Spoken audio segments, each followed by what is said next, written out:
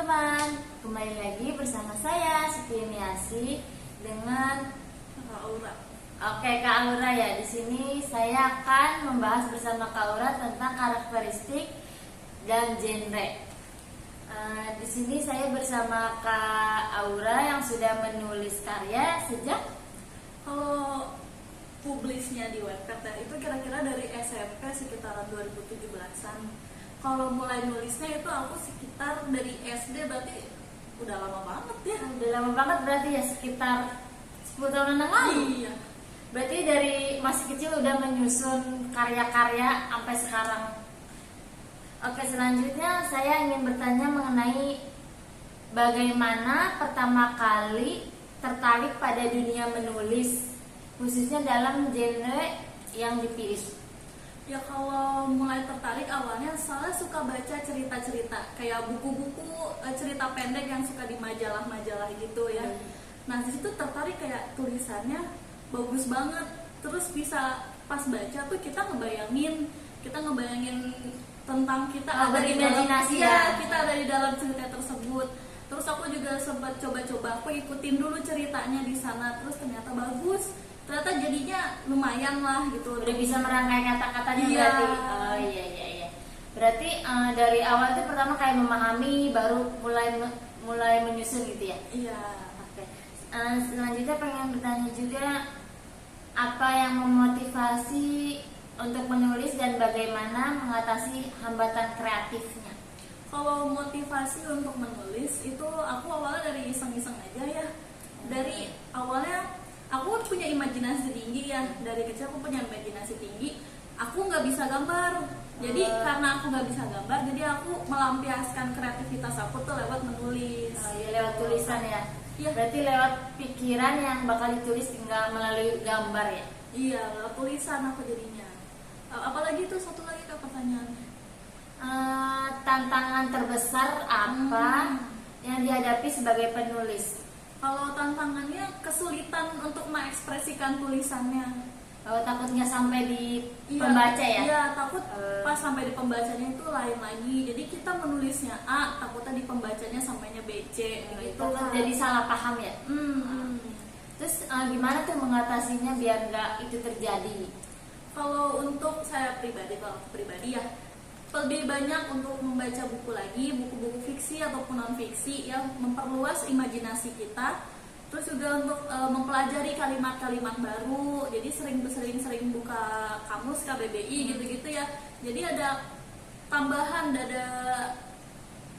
apa sih? Kata. Tambahan Biar kata. agak baku dan gampang mudah dipahami ya? Iya, betul. Selanjutnya biasanya nulis itu dari genre apa sih? Genre ya, kalau aku pribadi aku suka nulisnya komedi romance atau drama, komedi yang romance ada drama. lucu-lucunya ya? Iya, sekitaran 3 itu aja.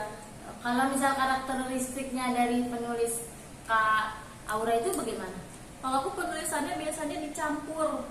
Jadi kalimat baku sama kalimat non baku tuh dicampur. Biar Jadi sampai ya? iya, jadi selain kalimatnya sesuai dengan kamus besar, dia juga bisa diterima sama masyarakat biasa juga. Jadi kalaupun orangnya dia nggak terlalu ngerti atau paham sastra, seenggaknya dia bisa baca karya aku. Iya. Soalnya karena biasanya orang-orang sastra itu menulis agak tinggi ya kata-katanya, Iya. takutnya sampai di pembaca, jadinya bahasanya menggunakan bahasa sehari-hari yang Iya, mudah dipahami. dicampur Iya. ya. Selanjutnya, pernah nggak sih nyoba genre yang di luar zona nyamannya Kak Aura? Kalau zona nyaman aku tadi 3 itu kan ya, yang drama, romance, sama komedi. Iya. Aku sempat nyoba nulis cerita horor, thriller gitu ya, jadi kayak yang horor berbau hantu-hantu. Iya, juga. pernah. Aku Tapi ada coba-coba. kesulitan nggak? Kesulitannya paling kan biasanya aku nulisnya drama romance gitu kan. Ini sekarang harus nulis yang hantu-hantu, aku harus bisa ngerasain feel-nya gitu, feel hantu. Biasanya lucu jadi hantu Iya, gitu ya. biasanya lucu kan harus ada serem-seremnya gitu ya, kayak kita harus ngejelasin lokasinya apa sih, Detailnya, atmosfernya juga kan beda ya, suasananya gitu iya ya. suasananya gitu sih Kak ya. Selanjutnya, genre itu kan luas banget ya. Menurut Kak Aura, genre itu ngebatasin penulis atau justru bikin kita bebas eksplor? Kalau genre ya, ini menurut perspektif tiap orang beda ya. Kalau menurut aku tuh genre itu dia memperluas apa tadi Kak? Memperluas pikiran. Iya, memperluas kita juga untuk belajar lebih lagi kan ya. Jadi karena kita mencoba genre baru, kita kan juga jadi memperluas pikiran kita juga untuk mencoba hal-hal baru juga gitu Kak. Jadi menurut aku luasnya genre itu tuh tidak menghalangi buat kita tetap menjadi kreatif. Kan tadi menurut Kak Aura, waktu Kak Aura masuk ke dari genre komedi ke horor kan ada kesulitan ya beberapa. Tapi menurut Kak Aura di situ Kak Aura bisa menghadapinya atau enggak? Kalau aku syukurnya sih, aku karena terus belajar sama aku juga terus berusaha untuk memahami suasananya, perbedaan suasananya juga ya. Jadi untungnya aku bisa melewati rintangan untuk menulis cerita. Berarti itu. langsung bisa mengadaptasikannya ya? Iya, agak sulit tapi aku bisa menghadapinya. Oke, mantap. Selanjutnya apa rencana Kak Aura untuk mengembangkan kemampuan menulis Kak Aura di masa depan? Kalau aku pertama ingin terus menulis ya, karena kalau kita terus menulis, kita terus belajar, kita bisa semakin ahli ya. Sama kita terus membaca buku-buku baru, jadi wawasan kita semakin luas. Jadi kita bisa mengembangkan tulisan kita, ditambah lagi dengan ilmu pengetahuan yang baru kita dapat, jadi tulisan kita bisa jadi lebih bagus, lebih improve lagi. Selama Kak Aura membaca karya fiksi orang lain, Kak Aura bisa membedakan dari cara penulisannya nggak, kalau ini tuh orang sastra sama bukan orang sastranya. Selanjutnya pengen bertanya soal Kak Aura bisa nggak sih membedakan antara karya ini tuh karya anak sastra sama karya yang bukan anak sastra? Oh, kalau itu menurut penglihatan aku, pembacaan aku ya, kalau buat yang penulisnya itu orang sastra ya, biasanya kalimatnya itu ada banyak imbuhannya sama agak tinggi begitu ya kalimatnya, karena kan mereka lebih paham ya. Sedangkan kalau yang karyanya bukan orang sastra, kalimatnya lebih bisa dipahami sama orang-orang awam dan bahasanya juga biasanya bahasa sehari-hari. Yang bisa digunakan dari kita kecil ya? Iya, kayak lo gue gitu yang bisa bahasa gaul gitu ya. Biasanya Kak Aura karakteristik tokoh protagonis dan antagonis dalam film horor itu kayak gimana sih?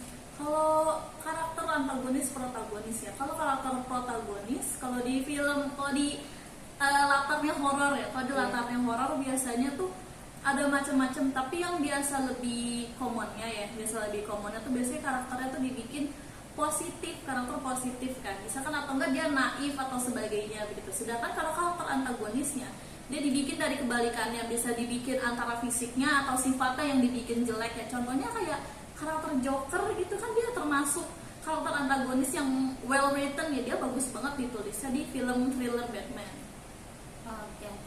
Menurut Kak Aura, apa yang dipahami tentang karakteristik sastra dan bagaimana karakteristik tersebut mempengaruhi pembaca dan interpretasi sebuah karya sastra? Kalau Kak Aura itu biasanya kan dalam satu karya sastra biasanya bikin dalam sebuah ceritanya itu bisa berapa genre sih? Kalau aku yang tadi 3 favorit aku itu, kalau aku bisa masukin 3 di satu cerita, kayak komedi, romance, dan drama juga. Tapi kalau pun aku misal mau nulis genre horor, aku bisa masukin horor, drama, sama komedinya juga. Pokoknya komedi itu harus ada. Biasanya komedi itu biar nggak ada tegang banget gitu ya, biar ada relasinya kita. Betul, jadi kita nggak tegang terus bacanya. Oke, sekian, terima kasih ya Kak Aura. Oke, semuanya. Makasih udah nonton podcast hari ini. Terima kasih yang sudah menyaksikan. Terima kasih. Dadah.